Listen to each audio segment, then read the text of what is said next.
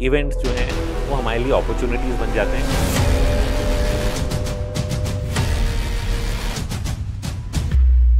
अगर वो इवेंट पहले से ही ट्रांसमिट किया गया है, पहले से ही आपको बताया गया है कि ये होने वाला है, तो बाजार उसको ऑलरेडी डिस्काउंट कर चुका है। आपको सीखना है कि ट्रेड सेटअप्स को कैसे रिकग्नाइज करें। एक इवेंट आ रहा है, इवेंट के बारे में आपको पता है, तो इसका सेल सिग्नल कहाँ पे आएगा। बेसिक्स ऑफ टेक्निकल इंडिकेटर्स, थोड़े टूल्स, थोड़े चार्ट समझने से ये चीज़ आपको एडवांस में पता चल जाएगी कि बाजार जो है उस चीज़ को डिस्काउंट करने लग गया है।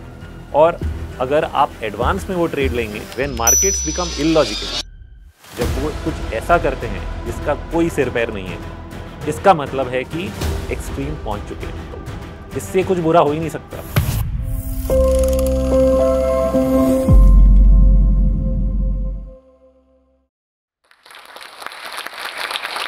हेलो दोस्तों, मेरा नाम है रोहित श्रीवास्तव। मैं हूं फाउंडर इंडिया चार्ट्स और स्ट्राइक मनी का। आपसे मेरी मुलाकात हो चुकी है पिछले जोश टॉक्स के वीडियो पे, और उस पर मैंने बात करी मेरे फाइनेंशियल मार्केट्स के जर्नी के बारे में। बट आज एक बिल्कुल ही अलग विषय लेके हम लोग सामने आए हैं। ये विषय है कि बाजार में जो घटनाएं घटती हैं, बाजार के साथ, हमारे साथ नहीं, उनके साथ हम कैसे मुकाबला करें और जीतते हुए बाहर निकल के आए। ये कैसे हो सकता है, कैसे करना है, इन घटनाओं का क्या असर होता है बाजार पे, और इसे हमें किस तरह समझना है। क्योंकि पिछले कुछ सालों में हर महीने 2 महीने कोई ना कोई घटना ऐसी घटती है जो बाजारों को हिला देती है, और उसका असर हमारे मानसिक तनाव पे होता है। हम सोचने लग जाते हैं कि क्या होगा, क्या बाजार ठीक है, क्या हमारे इन्वेस्टमेंट्स पे बहुत ज़्यादा असर होने वाला है, और इसको हम लोग किस तरह समझें। और जो ट्रेडर्स हैं उनके लिए एक अलग ही अपॉर्चुनिटी है यहाँ, क्योंकि ट्रेडर जो हैं इन ऊपर नीचे होने वाले बाजारों से, वॉलेटिलिटी से काफ़ी एडवांटेज ले सकते हैं ट्रेड्स में, और अच्छा खासा इसमें उनका ट्रेडिंग प्रॉफिट भी बन सकता है अगर ये समझ जाएं कि इवेंट्स और बाजार एक दूसरे के साथ कैसे इंटरैक्ट करते हैं, कैसे स्वभाव रहता है एक दूसरे का एक दूसरे के साथ। तो इस चीज़ के बारे में हम लोग थोड़ा डिटेल में जाएंगे। देखिए, पिछले जो कुछ सालें हैं, हम लोग अगर कोविड से ही शुरू करें, 2020, ये मेजर इवेंट्स रहे हैं हमारे पूरे हिस्ट्री में। तो जब हम लोग इवेंट्स के बारे में बात करते हैं, इवेंट्स जो बाजार पे असर करते हैं, तो हम उनको ब्रॉडली 2 हिस्सों में डिवाइड कर देंगे।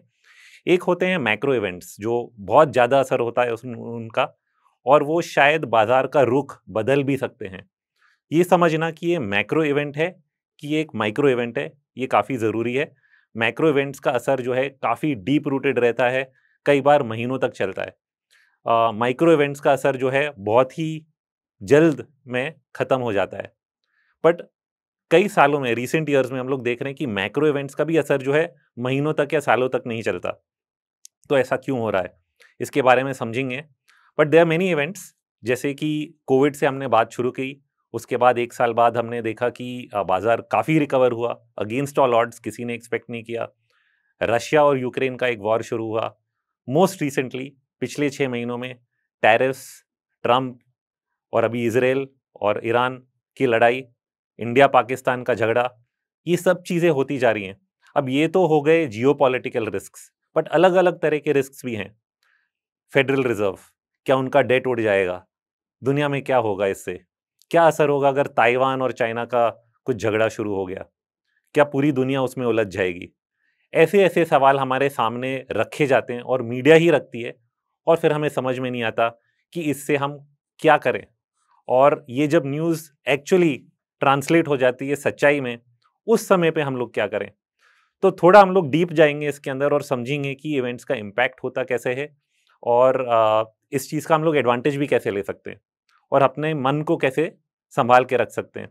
तो ज़रूर ये है कि आप हर चीज़ को स्टडी करें। देखिए, आप अगर बाज़ार में इन्वॉल्व हो रहे हैं तो ऐसा तो नहीं हो सकता है कि आप एक ही दिन बाज़ार को देखेंगे और बाकी दिन नहीं देखेंगे। हर दिन उसके बारे में थोड़ा बहुत पढ़ना तो ज़रूरी है। तब आपको पता चलेगा कि बाज़ार किस चीज़ों के बारे में चिंतित है और किस चीज़ों के बारे में ऑलरेडी जान चुका है। क्योंकि ऐसा नहीं है कि बाज़ार हर चीज़ को नहीं जानता। कभी-कभी कुछ ऐसे न्यूज़ फैक्टर्स हैं जो 6-6 महीने तक हमारे सामने आते रहते हैं और बाज़ार उसको डाइजेस्ट करता जाता है। और जब एक्चुअली वो प्ले आउट करता है, तो बहुत ही जल्द उसको समझ जाता है और डिस्काउंट कर लेता है। तो ये जो न्यूज़ और इन्फॉर्मेशन वाला समय है हमारे दुनिया में, उसका इम्पैक्ट ये रहा है कि पहले जिस चीज़ का असर महीनों में होता था, अब उस चीज़ का असर हफ्तों में या दिनों में हो जाता है। मैं कुछ उदाहरण देता हूँ। 1990 में मैंने बाज़ारों को स्टडी करना शुरू किया। सबसे पहली चीज़ जो हुई, with in the first few months gulf war शुरू हो गया। गल्फ वॉर में ये हुआ था कि यूएस ने इराक में एंट्री ले ली और उसके बाद कई भारतीय लोग जो हैं वहाँ से डर के मारे प्लेन्स में बैठ बैठ के वापस भारत में आ रहे थे। तो भारत के बाजार पे काफ़ी असर हुआ, स्टॉक मार्केट फेल सिग्निफिकेंटली, काफ़ी शार्प सेल ऑफ आया था, मिनी क्रैश भी हम लोग बोल सकते हैं। और जब तक ये तनाव बना हुआ था, तब तक बाजार जो है नीचे गिर के फिर नीचे की तरफ ही बना रहा। ऐसा नहीं कि हर दिन गिरता जा रहा है, बट नीचे ही बेस बनाता गया जब तक कि I think January of 1991 if I am not wrong, जब यूएस और गल्फ ने फाइनली साइन ऑफ किया कि हाँ भाई वो यूएस जो है वो वहाँ से बाहर निकल के जा रहा है और वहाँ एक अलग अपनी खुद की गवर्नमेंट वो लोग बनाएंगे और वो मैनेज होएगा, तब जाके बाजार वहाँ से सुधरने लगे और ऊपर की तरफ वापस चलने लगे। स्पेशली भारत की बात कर रहा हूँ। ऐसा ही कुछ आप हिस्टोरिकल जाएंगे, वर्ल्ड वॉर टू हुआ, जब वर्ल्ड वॉर टू पूरा चल रहा था, यूएस का बाजार जो है नीचे ही की तरफ जाता गया और उसके अंत के बाद ही फुल स्केल रिकवरी हमने देखी। अब ये मेजर इवेंट्स थे, बट कुछ ऐसे इवेंट्स जब आज होते हैं, उनको हम लोग देखते हैं कि बहुत ही क्विकली डिस्काउंटिंग होता है। रीज़न, आज का जो न्यूज़ और मीडिया है, हमारे पास मोबाइल्स हैं, इंफॉर्मेशन है, वो इतने फास्ट घूम रही है कि हम लोग सब उस पे रिएक्ट कर लेते हैं। हमारे रिएक्शंस आते हैं बाइंग और सेलिंग में, शेयर बाजार में, और शेयर बाजार उस चीज़ को इतने जल्दी डिस्काउंट करता है कि कुछ ही दिनों में उसका असर खत्म हो जाता है। ये चीज़ समझना बहुत ही ज़रूरी है। This is a major change that has happened. इसलिए even when there are micro events, जो बहुत बड़ी-बड़ी चीज़ें हैं जो हुई हैं, so let's take them one upon a time. Covid हुआ 2020। तो कोविड का जब इवेंट हुआ, इसके बारे में हम लोग शायद दिसंबर से ही सुन रहे थे कि चाइना में कुछ केसेस हो गए हैं, वहाँ पे कुछ लॉकडाउन हुआ है, बट पूरी दुनिया उस पे रिएक्ट नहीं कर रही थी। बट बात तो पता थी सबको। दिसंबर गया, जनवरी गया, फरवरी तक उसका असर दूसरे देशों पे होने लगा, यूरोप में होने लगा। Eventually US, in fact Donald Trump ji Bharat में भी आए थे और उन्होंने बोला नहीं हम लोग लॉकडाउन नहीं करेंगे, और 10 दिन बाद उनको भी लॉकडाउन अनाउंस करना पड़ा। वो 1 महीना जो था, फरवरी एंड से लेके मार्च के एंड तक, पूरी दुनिया के जो शेयर बाजार हैं, सबसे ज़्यादा उसी 1 महीने में गिरे। तो ये जो स्पीड से आपने डिस्काउंटिंग देखा, क्योंकि सब लोग डर गए, सबने अपना माल बेचा, जितना लीवरेज थे बाजार में वो खाली हो गया, और अंत में ऐसा है कि 1 महीने के अंदर बाजार जो है वो बॉटम होके रिकवर भी करने लग गया। अब लोगों को ये लगा कि अगर कोविड स्प्रेड हो रहा है, अभी भी केसेस चल रहे हैं, तो ये बाजार चल नहीं पाएगा, इकोनॉमिक इम्पैक्ट बहुत ज़्यादा है। बट बाजार जो है वो कहीं पे भी रुका नहीं, चलता ही गया, क्योंकि एक ऐसा पॉइंट था जहाँ पे अगर सब लोग बाजार से निकल जाते हैं, ये एक सेंटिमेंटल एक्सट्रीम है, जब सब लोग एक नेगेटिव एक्सट्रीम पे पहुंच जाते हैं, तो फिर से वो नेगेटिव एक्सट्रीम आता नहीं है। And that is how you have to look at it, कि जब कोई मैक्रो इवेंट है, वो एक पीरियड में एक बार जब डिस्काउंट हो गया, तो वहां से अपॉर्चुनिटी जो है बाइंग की बनती है। बहुत पुरानी कहावत है, buy when the news is bad, sell when the news is good. But इस चीज़ को करने के लिए हिम्मत भी चाहिए और थोड़ा पेशेंस। तो इसमें एक डिवीजन, जैसे मैंने सबसे शुरू में आपको बताया कि division of macro event and micro event. अब ये इसलिए बताया कि मैक्रो इवेंट, जैसे कि अ, हमने कोविड की बात करी, मैक्रो इवेंट का डिस्काउंटिंग थोड़ा समय तक चला, it lasted for a month, but 1 महीने में वो बात खत्म हो गई। तो वहाँ पे आपको पेशेंस चाहिए था कि बाजार जब तक गिर रहा है इंतज़ार करो, बट एक बार वो काफ़ी गिर चुका और वहाँ से आप देख रहे हैं कि वो घूमने लगा है, then it is completely discounted. Now there are some tools and indicators जो हम लोग इस्तेमाल कर सकते हैं, जिससे हम ये जज करेंगे कि सबसे ज़्यादा फियर या सबसे ज़्यादा ग्रीड क्या पहुँचा है। Those can also help us in this decision making, but broadly understand that events are something to look at, in the end they are an opportunity. वो एक अपॉर्चुनिटी है कि हम वहाँ पे ट्रेड या इन्वेस्टमेंट डिसीजंस ले सकते हैं सही तरीके से। अच्छा, ये हो गया हमारा मैक्रो इवेंट। अब हम लोग इसी से माइक्रो इवेंट्स की तरफ जाते हैं, क्योंकि माइक्रो इवेंट जो है हमारे बहुत सारे हो रहे हैं, और कई ऐसे भी इवेंट्स होते हैं जो अगर हमें एडवांस में पता हो तो उनका जो डिस्काउंटिंग है वो बहुत ही जल्दी हो जाता है। अब मैं एक और भी पुराना उदाहरण देता हूँ। ये लेट 2010 से है। जब ब्रेक्सिट की बात हो रही थी। जो लोग ब्रेक्सिट ब्रेक्सिट के बारे में नहीं जानते हैं, Brexit is essentially Britain moving out of the eurozone. जब ब्रिटेन ने यूरोज़ोन को जॉइन तो ज़रूर किया था, बट बाहर से जॉइन किया था और उन्होंने ये सोचा कि यूरोज़ोन में इतनी सारी तकलीफ़ें हो रही हैं कि शायद हमारे लिए यही अच्छा होगा कि हम इस ज़ोन से बाहर निकलें और अपना इकोनॉमी जो है वो खुद ही सँभालें, नहीं तो इसके गोलमोल में हम लोग ही फँस जाएँगे। तो इस चीज़ को इन्होंने जब किया, तो लोगों को लगा कि इसका बहुत ही नेगेटिव इम्पैक्ट आएगा ग्लोबल मार्केट्स पे। बट ये चीज़ एक दिन में नहीं हुई। ये चीज़ डिस्कशन में रही करीब 12 महीने से भी ज़्यादा, और इसकी बातें चलती गईं, तो कहीं न कहीं जब एक इवेंट है जिसके बारे में आप जानते हैं एडवांस में, महीनों तक जानते हैं, जब वो एक्चुअली प्ले आउट करता है, तब तक वो डिस्काउंट हो चुका है क्योंकि सबने उसका इम्पैक्ट ऑलरेडी मार्केट में प्ले आउट कर दिया। जब आप जानते हैं कुछ होने वाला है, आप अपने आप को या तो हेज कर लोगे या आप कुछ पोज़ीशंस एडजस्ट कर लोगे। आपको यूरो से निकलना है तो अब यूरो से निकल जाओगे। तो ये सब एक्शंस लोग पहले ही कर लेते हैं। इतना समय देने से इस डिस्कशन पे जितने लोग बाजार में थे उन्होंने अपना रिस्क हेज कर लिया या हटा लिया। तो फाइनली जब ब्रेक्सिट का एक्चुअल अनाउंसमेंट आया, असर 2 दिन से ज़्यादा नहीं चला। एक दिन बाजार शार्पली गिरा, अगले दिन से रिकवरी शुरू हो गई। तो ऐसा लगे कि इतना बड़ा इवेंट जिससे कि दुनिया पे असर हो सकता था, वो 2 दिन में ही कैसे खत्म हुआ? और जवाब इसका यही है कि दुनिया जो है वो इतने फास्ट चल रही है इंफॉर्मेशन टेक्नोलॉजी के बेसिस पे कि information through the mobile phone, through the internet, news websites, news television हमारे पास आती है, हम लोग रिएक्ट करते हैं और वो रिएक्शंस जो हैं वो फटाफट डिस्काउंट हो जाते हैं। तो बाजार का जो डिस्काउंटिंग मैकेनिज्म है वो बहुत ही तेज हो चुका है। तो ये सबसे पहली चीज़ हमें जानने की ज़रूरत है कि फास्ट हो गया है। अब हम ये नहीं सोच सकते अरे कोविड हुआ है, 1.5 साल तक बाजार नहीं चलेगा। वो ज़माना पहले था, वो ज़माना अब नहीं रहा। अब महीनों तक भी इम्पैक्ट नहीं चलता है, क्योंकि बाज़ार जो है क्विकली डिस्काउंट करता है। अगर वो बहुत ही बड़ा इम्पैक्ट है तो अ, थोड़े समय लेगा, बट फिर भी डिस्काउंट हो जाएगा। एक बहुत ही करंट एग्ज़ाम्पल मैं देता हूँ, ये है टैरिफ्स का। ओके, ऐसा लगता है हमें कि टैरिफ्स जो है कल ही आए हैं, बट सच तो ये है कि यूएस के 2024 इलेक्शंस के पहले से ही श्री डोनाल्ड ट्रंप ने बता दिया था दुनिया को कि मैं आऊँगा तो मैं टैरिफ्स लगाऊंगा। टैरिफ्स सबसे बढ़िया शब्द है दुनिया में। ये चीज़ बोल बोल के उन्होंने इलेक्शन जीता। इलेक्शन जीतने के बाद भी जनवरी से वो बता रहे थे कि मैं टैरिफ्स लगाने वाला हूँ, यूरोप पे लगाने वाला हूँ, चाइना पे लगाने वाला हूँ, रिटेलिएटरी टैरिफ्स होंगे, ओके, रेसिप्रोकल टैरिफ्स होंगे। ये सब शब्द यूज़ करके उन्होंने सबको बताया कि वो करने क्या वाले हैं। बात सिर्फ इतनी बदली कि उन्होंने जितना कहा था उससे कुछ ज़्यादा किया, बट बता तो दिया था। तो बाजार ने कहीं ना कहीं इस चीज़ को डिस्काउंट करना शुरू कर दिया, क्योंकि अगर आप यूएस के बाजार देखेंगे तो दिसंबर से ही नए हाईज बनना बंद हो गए थे। ओके, फरवरी में मार्जिनली उसी लेवल पे था बाजार जहां दिसंबर में था। यूरोपियन मार्केट्स बीच में थोड़ा बहुत गिरे, फिर वापस थोड़ा बहुत रिकवर हुए। तो कहीं ना कहीं वो तैयार हो गए थे कि ऐसा कुछ हो सकता है और इसको हम लोग डिस्काउंट करेंगे। और जैसे जैसे वो न्यूज़ के पास हम लोग आए, फरवरी, आई थिंक मार्च के महीने, फरवरी के एंड में most of these markets dropped out. ये बाजार फरवरी के अंत से ही गिरना शुरू कर दिए, क्योंकि वो एंटिसिपेट कर रहे थे कि कहीं ना कहीं टैरिफ्स आएंगे और उनका कुछ असर होगा। बस उन्होंने ये नहीं एंटिसिपेट किया था कि इनका असर कितना बड़ा हो सकता है।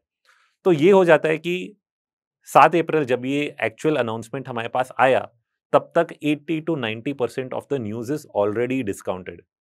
तो जब एक्चुअली टैरिफ्स अनाउंस हुए, उसका असर सिर्फ एक दिन के लिए बाजार में देखा गया, एक बड़े गैप डाउन से। इन the and it ended up becoming the best buying opportunity of the next 3 months. तो मेरी बात बहुत ही शॉर्ट में अगर मैं बोलूँगा, इवेंट्स जो हैं वो हमारे लिए अपॉर्चुनिटीज़ बन जाते हैं। अगर वो इवेंट पहले से ही ट्रांसमिट किया गया है, पहले से ही आपको बताया गया है कि ये होने वाला है, तो बाजार उसको ऑलरेडी डिस्काउंट कर चुका है, और जब एक्चुअल अनाउंसमेंट आता है तब तक वो पूरी तरह डिस्काउंट हो जाता है, और वो रिवर्स पॉइंट हो जाता है कि वहां से फिर बाजार घूम जाएगा। अब ये चीज दोनों तरफ भी काम करती है, अगर आप इवेंट टू इवेंट देखेंगे और अलग अलग मार्केट्स का रिएक्शन देखेंगे। तो इसमें हमने सीखा क्या? सबसे पहले हमने सीखा कि information technology has speeded up the discounting mechanism of events. मतलब इवेंट्स जो है बहुत ही जल्दी डिस्काउंट होते हैं और इसलिए आपको तैयार रहना पड़ता है अपॉर्चुनिटी लेने का। जब तक न्यूज आपके सामने आ रही है, आप उस न्यूज पे रिएक्ट नहीं कर सकते हैं। That is not the opportunity. Okay, कि अरे न्यूज आएगा तब हम बेचेंगे, नहीं। आपको ट्रेड सेटअप समझ के, मतलब यहाँ पे कुछ तो आपको भी सीखना है। आपको सीखना है कि ट्रेड सेटअप्स को कैसे रिकॉग्नाइज करें। एक इवेंट आ रहा है, इवेंट के बारे में आपको पता है, तो इसका सेल सिग्नल कहाँ पे आएगा। बेसिक्स ऑफ टेक्निकल इंडिकेटर्स, थोड़े टूल्स, थोड़े चार्ट समझने से ये चीज़ आपको एडवांस में पता चल जाएगी कि बाजार जो है उस चीज़ को डिस्काउंट करने लग गया है। और अगर आप एडवांस में वो ट्रेड लेंगे, तो जब तक न्यूज़ आपके सामने आएगी तब तक आप ऑलरेडी प्रॉफिट में होंगे, और समय जब न्यूज़ एक्चुअली बाहर आती है, प्रॉफिट बुकिंग का समय हो जाता है। ये चीज़ हमने रिपीटेडली देखी है। Okay, so this is one part. इस चीज़ पे हम लोग वापस आएंगे कुछ देर बाद। बट मैं फिर सेकंड फैक्टर की बात करता हूँ जो बाजारों को से हमें सीखने की बहुत ही ज़रूरत है। ये है कि the market does not discount the same thing twice. अच्छा, इस चीज़ को आप इमीडिएटली अगर नहीं समझ पाए तो ये समझिए कि अगर कोई न्यूज़ फैक्टर आपके सामने सडनली आता है, ओके, ये अगर पहली बार आ रहा है तो बाजार के लिए एक शॉक ट्रीटमेंट है। तो पहली बार जब आता है तो ज़रूर बाजार उस पर रिएक्ट करता है और बाजार गिरेगा या बढ़ेगा, जो भी, depending on what the news is. एक बार तो उस पर असर दिख सकता है, बट अगर वही न्यूज़ आइटम हमें दोबारा दिखे 4 महीने बाद, क्या हम उस पर फिर से वही रिएक्शन करेंगे? और इसका जवाब है नहीं। एक एग्जाम्पल लेते हैं, पिछले कुछ ही सालों में हुआ है रशिया और यूक्रेन का तनाव, वॉर, जहाँ पे रशिया ने यूक्रेन के अंदर एंट्री ली, फिर यूक्रेन अटैक कर रहा है। बहुत ही रिसेंटली यूक्रेन ने रशिया के अंदर अटैक किया, उनके कुछ ब्रिजेस उड़ा दिए। जब रशिया ने पहली बार यूक्रेन पे अटैक किया और एंट्री ली, पूरे वर्ल्ड के बाजार जो है वो हिल गए थे। इंडियन मार्केट भी बहुत शार्पली गिरा। तेल का भाव $130 हो गया, 130 $135 तक गया था। जब यूक्रेन ने इस बार रशिया में एंट्री लेके उनके ब्रिजेस को उड़ाया, फिर वापस रशिया ने अंदर बहुत सारे ड्रोन्स भेजे और अटैक्स करे, बाजार पे कुछ असर नहीं हुआ ज़्यादा। ऐसा क्यों? Because the market can not react to the same news twice. ये चीज़ टैरिफ्स में भी होगी। एक बार तो टैरिफ का अनाउंसमेंट आ गया, अगर सेकेंड टाइम कुछ अनाउंसमेंट आएगा कि अरे ये टैरिफ हम लोग वापस इधर लगा रहे हैं, बाजार उतना असर उस पर नहीं दिखाएगा, क्योंकि ये चीज़ एक बार डिस्काउंट हो चुकी है कि टैरिफ्स कैन बी 200%, 150%। अब दोबारा आप वही चीज़ रिपीट करोगे सुबह सुबह उठ के, तो उसका असर नहीं होने वाला है। तो you can not react to the same news twice. Okay, एक बार वो हो गया, बात खत्म हो गई। इनफैक्ट कभी कभी ऐसे एक्सट्रीम्स आ जाते हैं जहाँ पे देर आर रिवर्स अपॉर्चुनिटीज़। दो तीन में, अब ऑयल मार्केट को लेके मैं कुछ एक्सप्लेनेशन देता हूँ, क्योंकि ये सब जियोपॉलिटिकल इवेंट्स का हमने काफ़ी असर ऑयल मार्केट पे देखा है। So is oil an indicator, is it an indicator of geopolitical risk, of war, and of what is going to happen in the market? To some extent answer is yes, क्योंकि तेल एक ऐसा बाजार है जिसपे कई जगहों के जियोपॉलिटिकल रिस्क का असर देखा जाता है, और इसलिए अगर कुछ कहीं होने वाला है, जो लोग इसके जानकार हैं शायद पहले से ही वो ऑयल के बाजार में पोजीशनिंग करने लग जाते हैं। दूसरी चीज़, ऑयल कभी कभी एक्सट्रीम भी पहुंच जाता है और वो बताता है कि हमें बस बहुत हो गया। तो इसके भी मैं दो एग्जांपल देता हूँ। तो ऑयल का बाजार, कोविड में क्या हुआ? कोविड में ऑयल का भाव ऐसा गिर रहा था, $40, $30, $20। एक दिन ऐसा आया कि ऑयल का भाव फ्यूचर्स मार्केट में नेगेटिव हो गया। अभी आप सोचिए कि नेगेटिव प्राइस क्या लॉजिकल होता है? आप क्या तेल बनाएंगे और नेगेटिव प्राइस में बेचेंगे? अगर आप प्रोड्यूसर हो, आपकी फैक्ट्री है, आप तो ऐसा कभी नहीं करने वाले हो। तो बाजार ने ऐसा क्यों किया? So markets are sometimes illogical. When markets become illogical, जब वो कुछ ऐसा करते हैं जिसका कोई सिर पैर नहीं है, इसका मतलब है कि एक्सट्रीम पहुंच चुके हैं हम लोग। इससे कुछ बुरा हो ही नहीं सकता। And that was a signal to start buying in the market.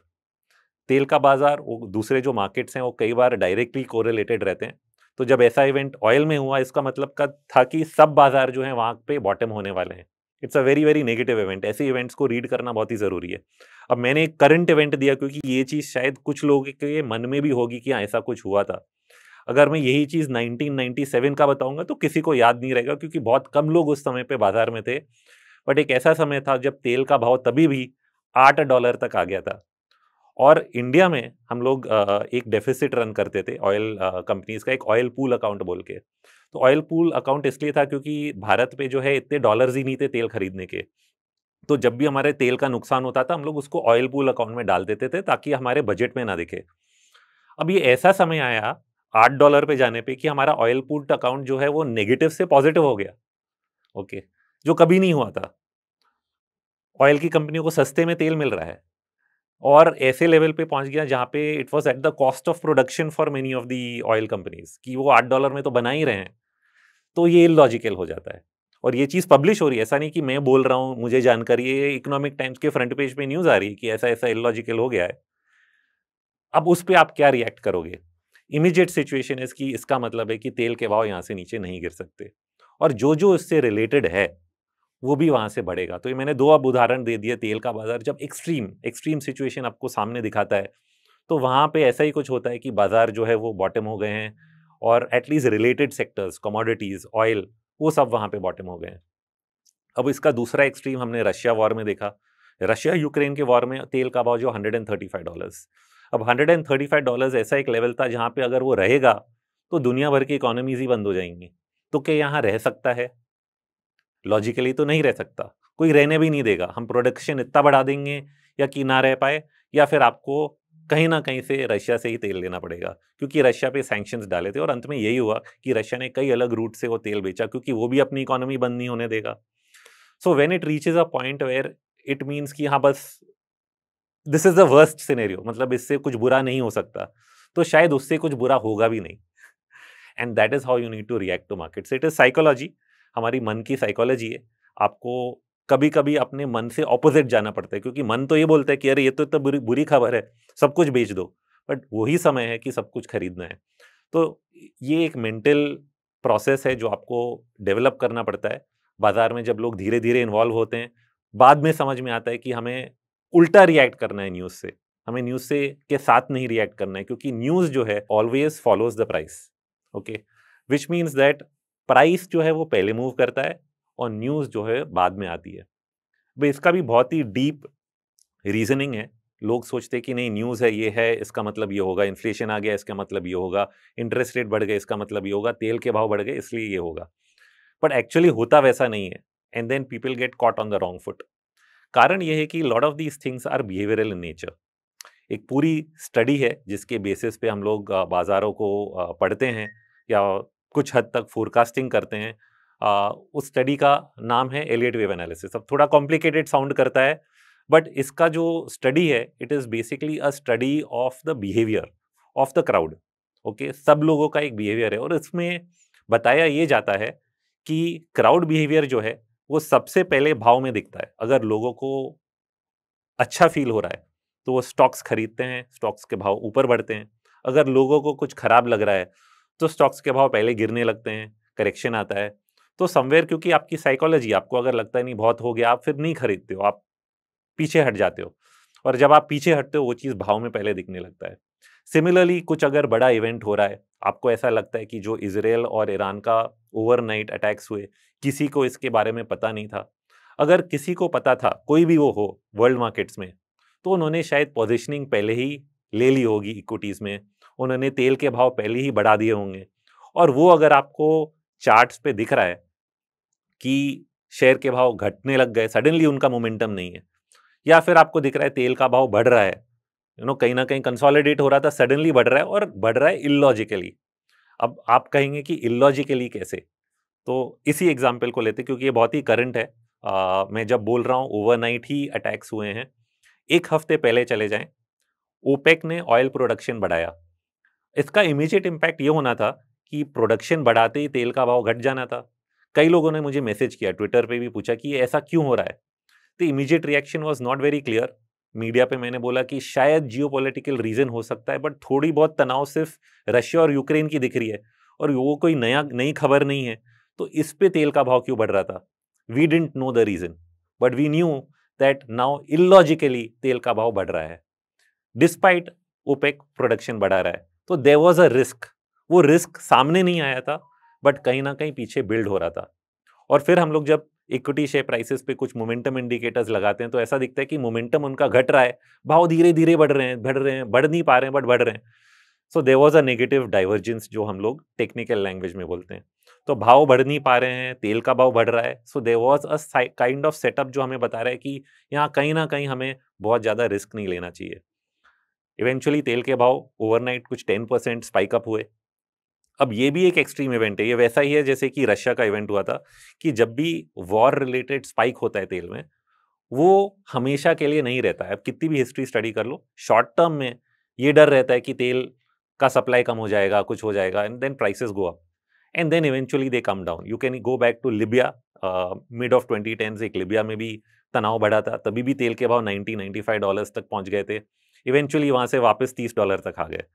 The same situation is here कि यहाँ $70-75 तक भाव बढ़ गया है तेल का, बट अगर आप लॉजिकली सोचें तो यहाँ पे सस्टेन नहीं करेंगे unless the situation is significantly out of control. और ये बहुत ही अर्ली है ये बोलने के लिए कि भाई पूरी दुनिया क्या इसमें इन्वॉल्व हो जाएगी, क्या सब लोग इस वॉर में घुस जाएंगे और क्यों घुसेंगे। तो eventually you will try to resolve the situation, there will be pressure दुनिया भर से कि भाई इस चीज को आप रिजॉल्व करें, इसको आगे ना बढ़ाएं और ये तनाव कहीं ना कहीं फिर से कम हो जाएगा। तो when you get this kind of an extreme situation you have to think कि इवेंट्स जो हैं वो आते हैं और इवेंट्स पे भाव जो है वो रिएक्ट करता है, and that is your trading opportunity. अब मैंने तेल का एग्जांपल दिया, दूसरे एग्जांपल्स दिए, let us come back to equity, क्योंकि इक्विटी जो है वो सबको सबसे ज़्यादा इम्पैक्ट करता है। एक एग्जांपल तो इक्विटी का मैंने दे दिया कोविड के साथ कि कोविड के जो लोज थे that became a buying opportunity, but that was a macro event, 1 महीना लगा उसको डिस्काउंट होने में।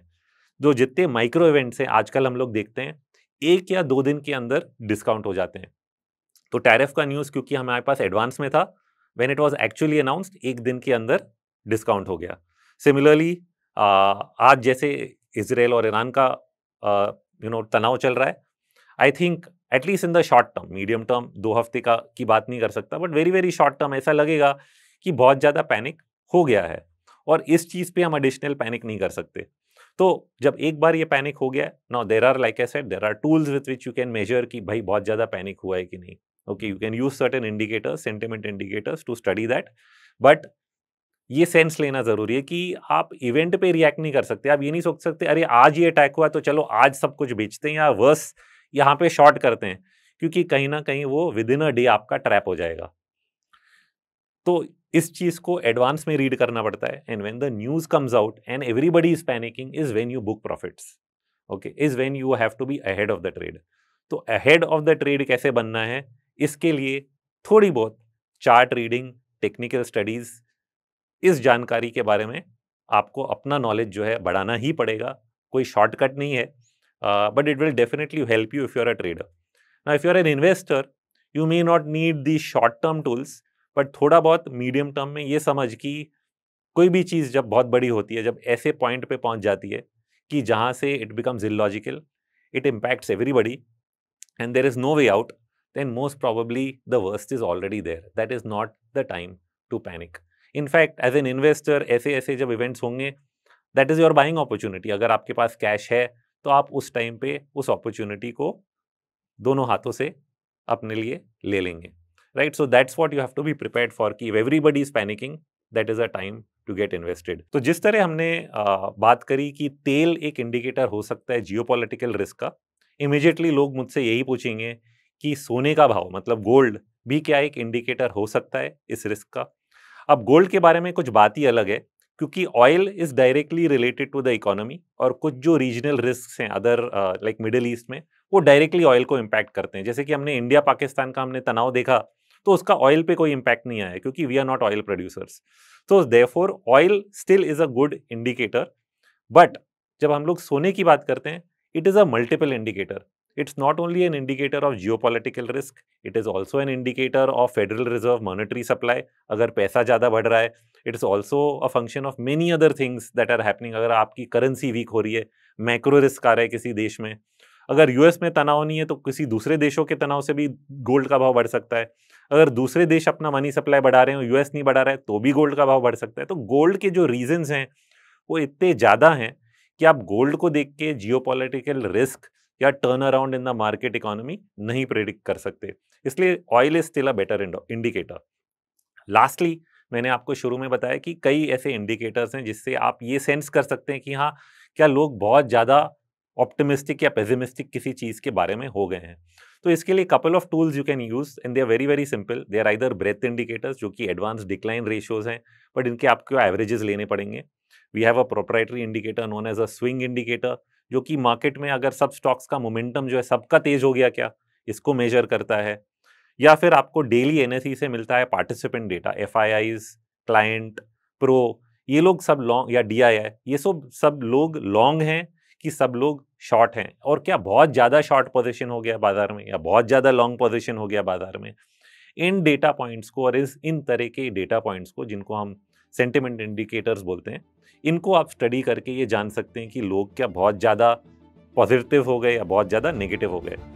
And that along with your event, कि अगर कुछ न्यूज़ आइटम आ रही है और उसके साथ साथ कुछ ऐसा इंडिकेशन है, तो that will help you in timing the entry and exit better. But basic point is, news पे रिएक्ट ना करें।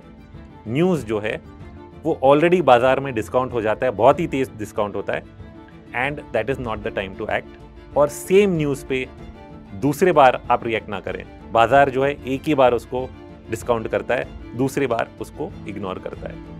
These ideas I think will help you a lot in your investing and your trading. इन पे ध्यान रखिए, इनको सीखिए और बाजार में पैसा कमाते जाइए।